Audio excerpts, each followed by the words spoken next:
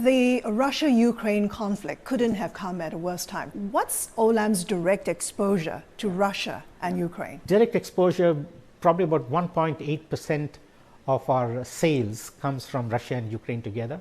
We have 2,000 employees in Russia. We have about 179 in Ukraine.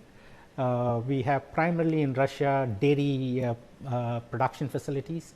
So we are probably the third largest dairy producer. We have 35,000 heads of cattle there. And we also have a grain exports operation of wheat and corn and other grains.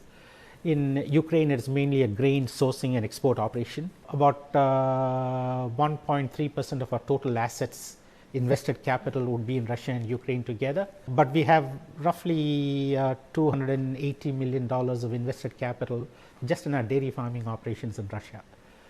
Overall, from a direct profitability contribution and standpoint, it is not very material in the overall portfolio. So when you look at the sanctions being placed on Russia, so far it has not touched food or agri, as we know it. Technically. Technically, food is not under Do you sanctions. worry that's going to happen eventually? Even if it does not happen, the fact that SWIFT has been disrupted and Russia can't use the SWIFT system, even if food is not under the banned list, you can't therefore pay the Russians through the SWIFT system. And that poses a problem for you? That poses a significant problem. So, which is why the African Union president, the Senegal president went to meet Putin and also went to meet the European Union leaders, saying that while you have prevented and made sure that food is not sanctioned, and we are all dependent on food imports from Russia and Ukraine, but because of the payment system sanctions and the SWIFT disruption, we are actually not able to go through and actually import food because we can't pay Russians, and therefore that's not happening.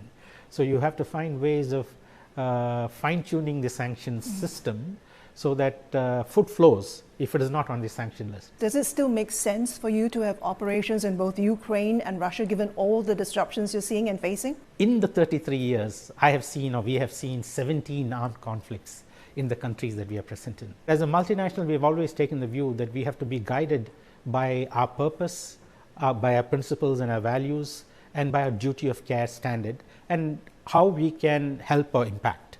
One of the principal objectives of our purpose is to strive for food security for all. And we know what the impact of food security is. So you're seeing now, after the Russia-Ukraine war, 24 countries have put more food-related sanctions, tariff and non-tariff barriers to protect their home markets to achieve food security. So if our purpose is about striving for food security for all, we can't ignore not operating in Russia. The Russian population and consumers depend on the milk that we produce because European Union has banned the export of milk products in Russia. Russia is the fastest growing dairy product market in the world. And this is a basic nutrition. Protein is a basic nutrition. Similarly, Russia is a big exporter of corn and wheat, etc. into Africa. We are in 24 countries in Africa.